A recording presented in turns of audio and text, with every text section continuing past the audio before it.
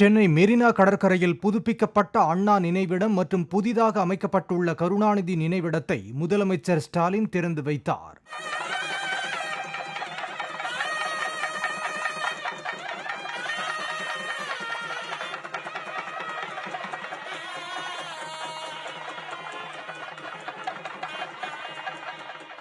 அண்ணா மற்றும் கருணாநிதியின் சிலைகளை திறந்து வைத்த முதலமைச்சர் இரு தலைவர்களின் நினைவிடங்களிலும் மலர் வளையம் வைத்து அஞ்சலி செலுத்தினார்.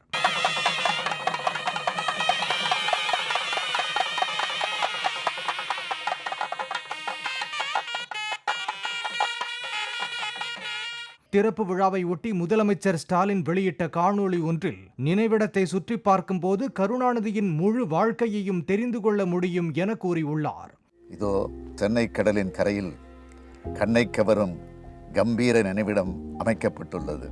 14 வயதில் தமிழ்கொடி ஏந்தி அதை 95 வயது வரையில் விடாமல் பிடித்திருந்த கனத்த கரங்களுக்கு சொந்தக்காரரான தலைவர் கலைஞரின் முழு வாழ்க்கையையும் இந்த நினைவிடத்தை சுற்றி பார்க்கும்போது மொத்தமாய் தெரிந்து கொள்ளலாம். கருணாநிதியுடன் செல்ஃபி எடுத்துக் கொள்ளும் அரங்கம், அவர் நேரடியாக பேசுவது போன்ற காட்சி அமைப்புகள், மினி திரையரங்கம் உள்ளிட்ட நவீன அம்சங்கள் கொண்ட நினைவிட திறப்பு விழாவில் அமைச்சர்கள், MP, MLAக்கள், திமுக கூட்டணி கட்சிகளின் தலைவர்கள், நடிகர் ரஜினிகாந்த் உள்ளிட்டோர் பங்கேற்றனர்.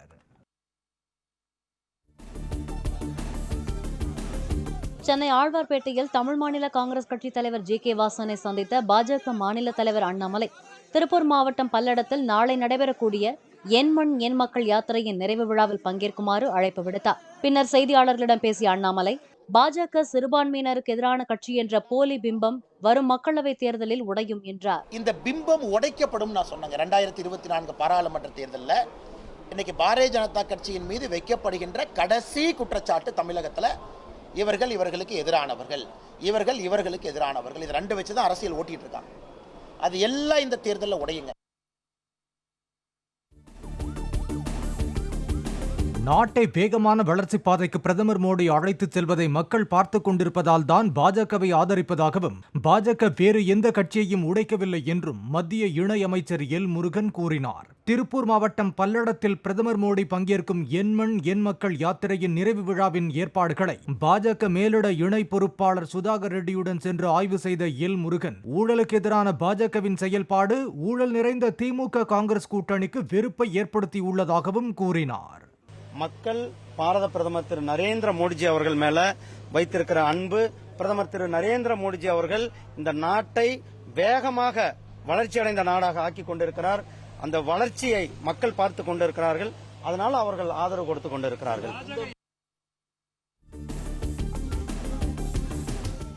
பாஜகவின் வெற்றி உலக அளவில் இந்தியாவை பொருளாதாரத்தில் 3வது நாடாக மாற்றும் என தமிழ் மாநில காங்கிரஸ் தலைவர் G.K. வாசன் கூறினார்.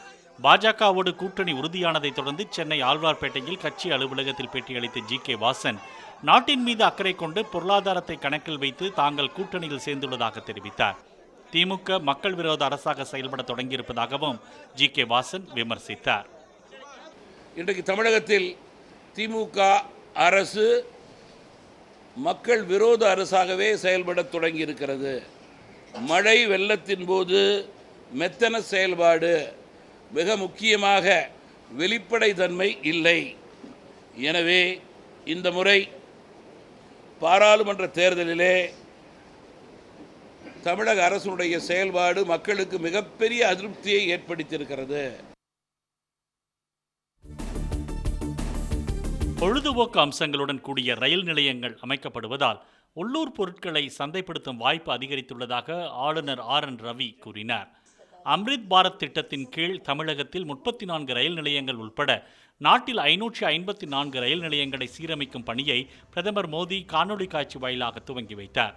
சென்னை பரங்கிமலை ரயில் நிலையத்தில் நடைபெற்ற நிகழ்ச்சியில் பங்கேற்ற ஆளுநர் RN ரவி, அனைத்து துறைகளிலும் வேகமாக முன்னேறி வரும் இந்தியாவில் கடந்த 10 ஆண்டுகளில் 25 கோடி பேர் ஏழ்மையிலிருந்து மீட்கப்பட்டுள்ளதாக கூறினார். அதிமுக ஆட்சியே பரவாயில்லை என அரசு ஊழியர்களும் ஆசிரியர்களும் பேசத் தொடங்கியிருப்பதாக முன்னாள் அமைச்சர் செங்கோட்டையன் கூறியுள்ளார். கோபிச்செட்டிப்பாளையம் அடுத்துள்ள கூடக்கரையில் ஜெயலலிதா பிறந்தநாள் விழா பொதுக்கூட்டத்தில் பேசிய அவர், அதிமுக ஆட்சிக்கு வந்திருந்தால் 2,16,00,000 பேருக்கு மாதம் 1,500 ரூபாய் வழங்கப்பட்டிருக்கும் என்றார். நாங்கள் ஆட்சிக்கு வந்திருந்தால் 2,16,00,000 பேருக்கும் 1,500 ரூபாய் வழங்கியிருப்போம்.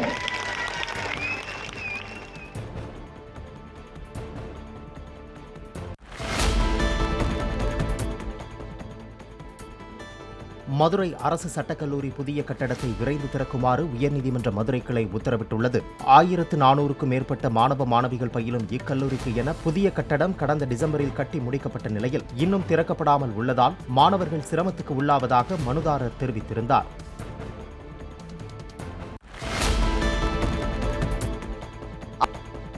கரூரில் கொல்லப்பட்ட தேவேந்திர குல வேளாளர் மக்கள் சபை நிறுவன தலைவர் ராமர் பாண்டியனின் உடல் மதுரை அனுப்பானடியில் உள்ள அவரது இல்லத்திற்கு கொண்டுவரப்பட்டு தகனம் செய்யப்பட்டது. அசம்பாவிதங்களை தவிர்க்க அங்கு 300க்கும் மேற்பட்ட போலீசார் பாதுகாப்பு பணியில் ஈடுபடுத்தப்பட்டனர். தேனி மாவட்டம் கம்பம் அருகே உள்ள காமையகவுண்டன்பட்டியில் கடந்த 2020ஆம் ஆண்டு முருகன் என்பவரது வீட்டில் ஒத்திக்கு குடியிருந்த சிவக்குமார் என்பவர் தாம் கொடுத்த பணத்தை திரும்ப கேட்டபோது ஏற்பட்ட தகராறு சிவக்குமாரை முருகன் கத்தியால் குத்தி கொலை செய்துள்ளார். இந்த சம்பவத்தில் முருகனுக்கு ஆயுள் தண்டனை விதித்து தேனி நீதிமன்றம் தீர்ப்பளித்துள்ளது.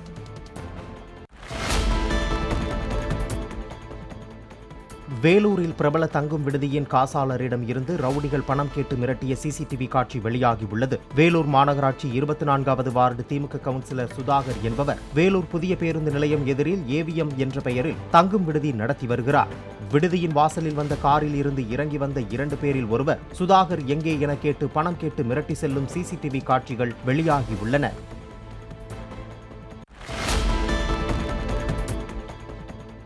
செங்கல்பட்டு மாவட்டம் மறைமலை நகர் ரயில்வே கேட் பழுதாகி திறக்க முடியாமல் லாக் ஆகிவிட்டதால் நீண்ட நேரமாக கேட் திறக்கப்படவில்லை.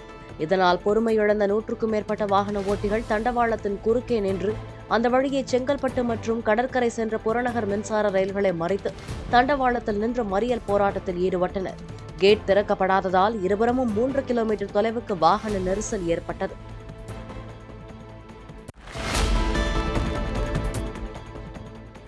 சேலம் மாவட்டம் சங்ககிரி சட்டமன்ற தொகுதிக்குட்பட்ட பகுதிகளில் சுமார் 40 லட்சம் ரூபாய் மதிப்பீட்டில் முடிவுற்ற திட்டப்பணிகளை தொடங்கி வைத்த எம்எல்ஏ ஈஸ்வரன் நாமக்கல் நாடாளுமன்ற உறுப்பினர் ஏகேபி சின்ராஜுவுடன் இணைந்து புதிய பணிகளுக்கு அடிக்கல் நாட்டினார்.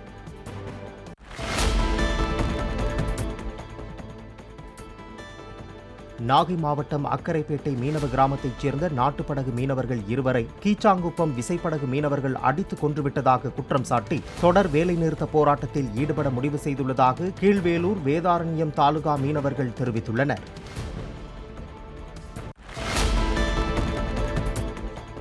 நீலகிரி மக்களவை தொகுதியில் பாஜக நிச்சயமாக போட்டியிடும் என்றும் வேட்பாளர் யார் என்பதை கட்சி தலைமைதான் அறிவிக்கும் என்றும் மத்திய இணையமைச்சர் எல் முருகன் தெரிவித்தார். கோவை மாவட்டம் மேட்டுப்பாளையம் ரயில் நிலையத்தில் 15 கோடி ரூபாய் மதிப்பில் மேம்பாட்டு பணிகளுக்கான காணொலியில் பிரதமர் அடிக்கல் நாட்டிய நிகழ்வில் பங்கேற்ற பிறகு செய்தியாளர்களிடம் இதை அவர் கூறினார். எல்லா கட்சியிலிருந்தும் பாரதிய ஜனதா கட்சியில் இணைந்து கொண்டிருக்கிறார்கள். அனைத்து கட்சிகளிலும் இருந்து இணைந்து கொண்டிருக்கிறார்கள். நேற்று சிட்டிங் எம்எல்ஏ நேற்று இணைஞ்சதில் எங்கிருந்து வந்து இருந்தார்கள்?